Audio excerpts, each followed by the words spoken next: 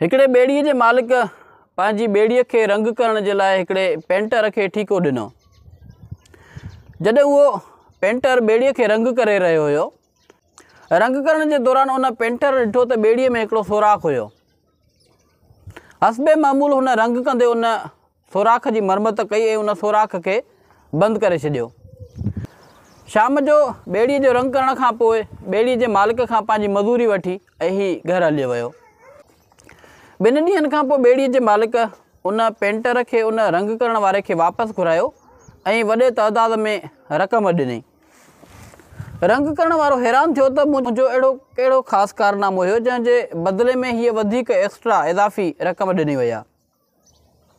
उन ॿेड़ीअ जे मालिक उन पेंटर खे ॿुधायो त मुंहिंजा ॿार मूंखे बिना ॿुधाइण जे ॿेड़ी काहे समुंड जे तरफ़ सफ़र ते निकिरी विया। ॿेड़ीअ में सोराख़ हुयो, इन ॻाल्हि जी उन्हनि ॿारनि खे ख़बर न हुई। जॾहिं हू विया हलिया त उन खां पोइ मां इंतिहाई परेशान थियुसि ऐं ख़ौफ़ज़दा थियुसि त किथे को वॾो हादिसो न थी पवे। शाम जो जॾहिं मुंहिंजा ॿार वापसि आया, मां उन्हनि खे सलामत ॾिसी इंतिहाई ख़ुशि थियुसि ऐं मूंखे तुंहिंजे कमु करण ते रश्क थियो। हीअ जेका इज़ाफ़ी रक़म मूं तोखे ॾिनी आहे, इहा उनजो बदिलो न आहे। इहा जस्ट तोसां उन ख़ुशीअ जे बदिले मुहबत करण जो हिकिड़ो इज़हार आहे।